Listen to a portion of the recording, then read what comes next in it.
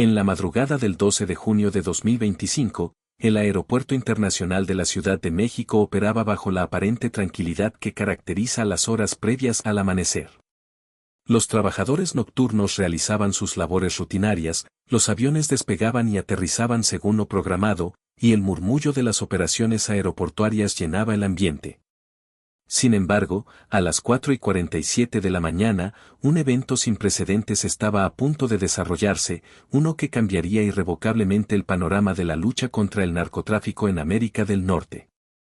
Una operación conjunta, meticulosamente planeada, entre la Administración para el Control de Drogas, DEA, de Estados Unidos y las fuerzas mexicanas, bajo el liderazgo del experimentado Omar García Harfuch, entonces titular de Seguridad en México, desencadenaría una serie de revelaciones que expondrían una red criminal de proporciones colosales, con ramificaciones que se extendían mucho más allá de las fronteras mexicanas y estadounidenses.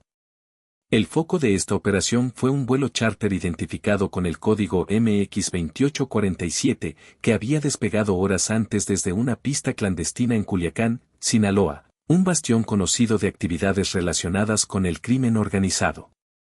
Según los registros iniciales, el destino declarado del vuelo era Guatemala, pero los avanzados sistemas de rastreo satelital operados por la inteligencia estadounidense detectaron una anomalía. El avión se desviaba sospechosamente hacia el espacio aéreo de Estados Unidos, una maniobra que no correspondía con su itinerario oficial.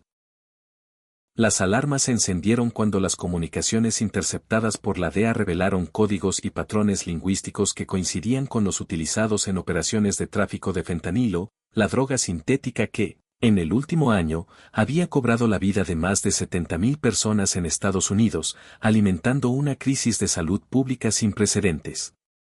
Omar García Harfuch, un veterano en la lucha contra el crimen organizado en México, había estado coordinando esta operación durante 3 semanas, trabajando en estrecha colaboración con sus contrapartes estadounidenses. A las 5:15 de la mañana, recibió una llamada crucial de confirmación. Los agentes de la DEA habían localizado con precisión la aeronave en sus sistemas de radar. Se trataba de un avión Citation modificado, una aeronave de tamaño mediano que, según los registros, había sido reportada como robada en Guadalajara 6 meses atrás. La información recopilada indicaba que el avión estaba equipado con compartimentos ocultos diseñados específicamente para el transporte de mercancías ilícitas, una práctica común en las operaciones de alto nivel de los cárteles. La tensión aumentó cuando el piloto, posteriormente identificado como Ricardo Villanueva Hernández, de 34 años y originario de Mazatlán, Sinaloa, ignoró 3 órdenes consecutivas de aterrizaje de emergencia emitidas a las 5:32 de la mañana por las autoridades mexicanas y estadounidenses. Ante esta negativa, se tomó una decisión inmediata: interceptar el avión antes de que pudiera cruzar la frontera o desaparecer de los radares. 2 helicópteros Black Hawk de la Guardia Nacional Mexicana, equipados con tecnología de punta y tripulados por personal altamente capacitado, fueron despegados para flanquear la aeronave mientras sobrevolaba el Estado de México. La maniobra, ejecutada con precisión militar, obligó al piloto a reconsiderar su resistencia.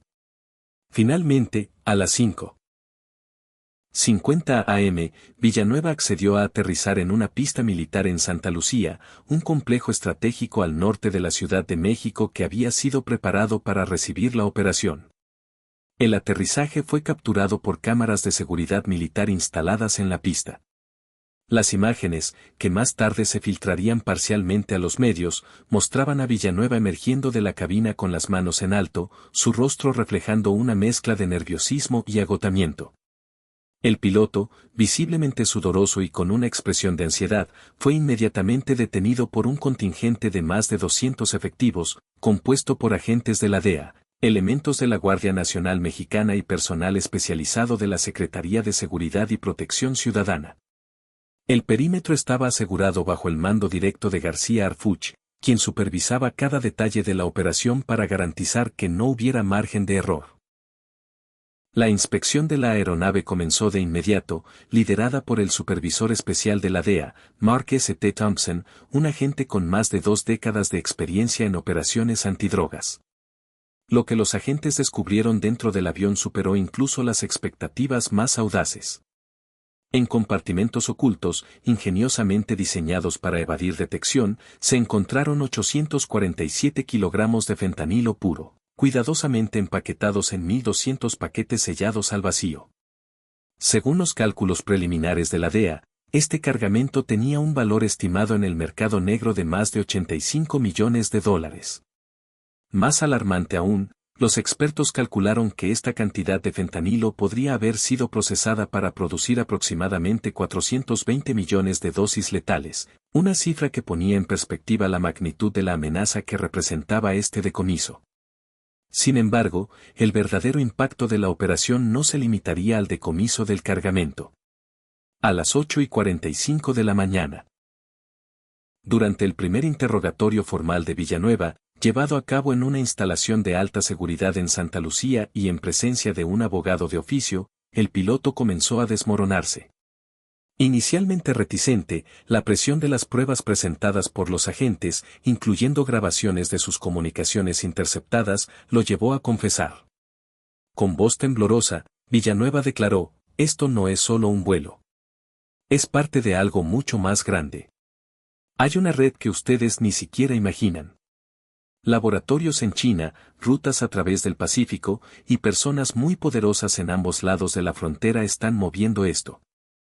Estas palabras, registradas en las transcripciones oficiales obtenidas por fuentes cercanas a la investigación, marcaron el comienzo de una serie de revelaciones que transformarían la comprensión de las autoridades sobre el tráfico internacional de fentanilo. Villanueva detalló una operación transnacional que conectaba directamente a los cárteles mexicanos con fabricantes de precursores químicos en China. Según su testimonio, él había participado en más de 40 vuelos similares en los últimos 2 años, transportando no solo fentanilo terminado, sino también los químicos esenciales para su producción en laboratorios clandestinos ubicados en los estados mexicanos de Michoacán y Jalisco, regiones conocidas por ser centros de actividad de los cárteles. Estos laboratorios, según el piloto, operaban con una sofisticación tecnológica que rivalizaba con la de instalaciones industriales legítimas, utilizando equipos importados y personal capacitado para maximizar la producción. A las 11:30 de la mañana, García Harfuch ofreció una conferencia de prensa improvisada en las instalaciones de la Guardia Nacional en Santa Lucía. Frente a una multitud de periodistas nacionales e internacionales, el funcionario confirmó que las declaraciones de Villanueva habían abierto una ventana sin precedentes hacia la estructura de las redes de tráfico de fentanilo. Las confesiones del señor Villanueva nos han proporcionado información que cambia radicalmente nuestra comprensión de esta red criminal, afirmó. Estamos hablando de una operación que genera más de $1.000 millones anuales y que tiene ramificaciones en al menos 12 países, incluyendo México, Estados Unidos, China y varias naciones de Centroamérica y Europa. Sus palabras resonaron como un eco de la magnitud del desafío que enfrentaban las autoridades. La reacción en Washington fue inmediata y contundente. El secretario de Seguridad Nacional, Alejandro Mayorkas, convocó una reunión de emergencia con altos representantes de la DEA, el FBI y la CIA para analizar las implicaciones de las revelaciones. El Departamento de Estado, por su parte, estableció canales de comunicación directa con las autoridades chinas para discutir medidas destinadas a controlar la exportación de precursores químicos, un tema políticamente sensible dado el papel de China como proveedor clave de estos materiales. En México, las confesiones de Villanueva desencadenaron una ola de operativos simultáneos en 6 estados: Sinaloa, Jalisco, Michoacán, Estado de México, Guerrero y Chihuahua. A las 2:15 de la tarde, fuerzas especiales mexicanas, apoyadas por inteligencia de la DEA, allanaron una propiedad en Zapopan, Jalisco, identificada por Villanueva como uno de los laboratorios clave de la red. Los vecinos de la zona reportaron haber escuchado explosiones controladas y observado un despliegue masivo de elementos de seguridad, con vehículos blindados y helicópteros patrullando el área durante más de 4 horas. En Culiacán, el punto de origen del vuelo, las autoridades locales notaron un aumento alarmante en la actividad de grupos criminales. Testigos en la ciudad reportaron movimientos inusuales de vehículos todoterreno y la presencia de individuos armados en zonas que normalmente permanecían tranquilas. La tensión en las calles era palpable, Los comercios cerraron sus puertas antes de lo habitual y las familias evitaban salir después del anochecer, temiendo represalias de las organizaciones criminales afectadas por el operativo. La ciudad, conocida como el corazón operativo de uno de los cárteles más poderosos del mundo, parecía estar al borde de un estallido de violencia. Mientras tanto, la familia de Villanueva, radicada en Mazatlán, Sinaloa, se vio abrumada por la noticia de su detención. Su hermana, María Elena Villanueva, ofreció una declaración emocional a los medios locales, asegurando que la familia había perdido contacto con Ricardo hacía más de 2 años. Creíamos que trabajaba como piloto comercial en Centroamérica, dijo entre lágrimas. Siempre fue un buen muchacho. Estudió aviación con mucho esfuerzo, y siempre buscaba trabajos honestos. No tenemos idea de cómo terminó envuelto en algo así. Las palabras de María Elena reflejaban el desconcierto de una familia que, como muchas otras, había sido arrastrada indirectamente al torbellino del crimen organizado. El interrogatorio de Villanueva se extendió hasta las primeras horas del 13 de junio, convirtiéndose en una sesión maratónica que dejó a los investigadores atónitos. Además de detallar las rutas de transporte y los códigos de comunicación utilizados por la red, el piloto proporcionó información explosiva, nombres de funcionarios públicos y empresarios que, según él, facilitaban las operaciones. Hay gente en puestos muy altos que sabe exactamente lo que está pasando, afirmó Villanueva, según las transcripciones filtradas. No se puede mover esta cantidad de drogas sin protección. Tengo nombres, tengo fechas, tengo grabaciones de conversaciones. Esto llega a niveles que ustedes no pueden imaginar.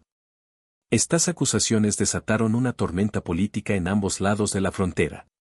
En México, el senador Miguel Ángel Mancera, ex jefe de gobierno de la Ciudad de México, exigió la creación de una comisión especial para investigar cualquier posible infiltración de funcionarios públicos en las redes de narcotráfico. No podemos permitir que estas acusaciones queden en el aire. Necesitamos una investigación transparente e independiente que llegue hasta las últimas consecuencias, declaró en una sesión del Senado. En Estados Unidos, el representante demócrata Dan Crenshaw, conocido por su postura dura contra el narcotráfico, calificó las revelaciones como el caso más significativo de tráfico de drogas sintéticas en la historia reciente. Crenshaw pidió al Congreso que convocara audiencias especiales para evaluar las implicaciones de seguridad nacional y abogó por una respuesta más agresiva contra las redes transnacionales. La DEA, por su parte, anunció que iniciaría una investigación exhaustiva de cada nombre y conexión mencionada por Villanueva. En un comunicado oficial, el administrador interino de la agencia, Thomas Provaznik, afirmó: seguiremos cada pista, investigaremos cada vínculo y haremos responsables a todos los involucrados, sin importar su posición, su riqueza o su nacionalidad. Este compromiso reflejaba la gravedad de las acusaciones y la determinación de las autoridades para desmantelar la red en su totalidad. Los análisis forenses del fentanilo decomisado proporcionaron más razones para la alarma. Los laboratorios de la DEA determinaron que la droga tenía un nivel de pureza del 98%, significativamente superior al promedio de las muestras encontradas en las calles estadounidenses. Más preocupante aún, los análisis revelaron la presencia de análogos sintéticos no identificados previamente, compuestos que, según el Dr. James Mitchell, toxicólogo forense de la Universidad de Virginia y consultor de la DEA, podrían ser hasta 50 veces más potentes que el fentanilo tradicional. Estamos viendo una evolución en la fabricación de fentanilo que indica un nivel de sofisticación científica que no habíamos observado antes, explicó Mecho. Estos nuevos compuestos representan un desafío enorme para las autoridades, ya que no son detectados por las pruebas estándar. En China, señalada por Villanueva como la fuente principal de los precursores químicos, las autoridades emitieron una declaración oficial negando cualquier conocimiento de las operaciones descritas. Sin embargo, fuentes diplomáticas confirmaron que Beijing había accedido a colaborar con la investigación, proporcionando información sobre las compañías químicas mencionadas en el testimonio del piloto. Esta cooperación, aunque tentativa, marcó un paso importante en la lucha contra el flujo de precursores químicos, un componente crítico en la producción de fentanilo. Villanueva también reveló detalles logísticos que sorprendieron incluso a los investigadores más experimentados. Según su testimonio, la red operaba una flota de más de 30 aeronaves modificadas, todas registradas bajo identidades falsas y utilizando una red de pistas clandestinas distribuidas por todo México. Hay pistas en lugares que no aparecen en los mapas, afirmó. Algunas están en ranchos privados, otras en zonas montañosas. Tienen combustible, mecánicos, infraestructura completa. Es como una aerolínea clandestina. Esta descripción pintaba el cuadro de una operación criminal con un nivel de organización y recursos comparable al de una empresa multinacional legítima. El financiamiento de la red era igualmente sofisticado.